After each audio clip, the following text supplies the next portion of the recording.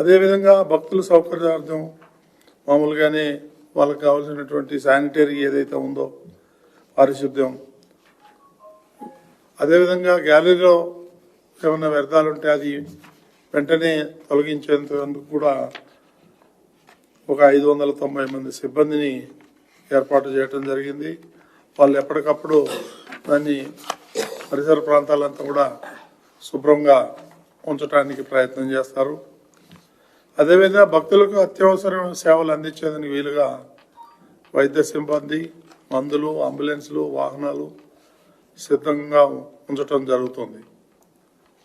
రథసప్తమి సందర్భంగా టీటీడీ కల్పించిన సదుపాయాలను వినియోగించుకుని భక్తులందరూ సంయమనంతో వాహన సేవలను వీక్షించి స్వామివారి కృపా కటాక్షాలను పాత్రులవ్వాలని ఈ సందర్భంగా భక్తులందరికీ విజ్ఞప్తి చేస్తున్నాం.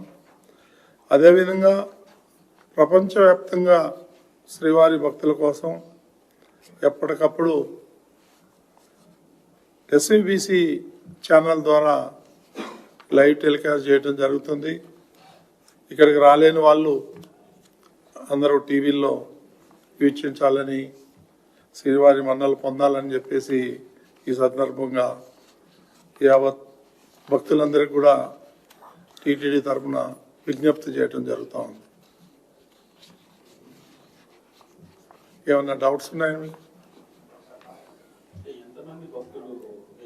2.5 లక్షలు వస్తారండి మేము ఎక్స్పెక్ట్ చేస్తాం. అది యాజ్ యూజువల్గా ఉంటుందండి.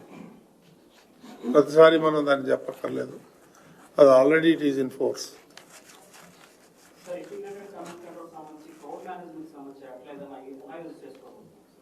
ఏమండి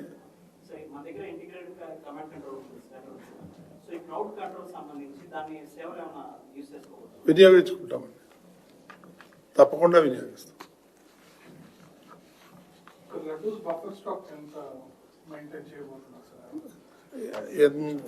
5 లక్షల లడ్డు స్టాక్ పెడుతున్నాం. దానికి ఏమీ ఇబ్బంది ఏమి లేదు. భక్తులకి కావలసిన లడ్డూలు ఇవ్వటం కూడా జరుగుతుంది.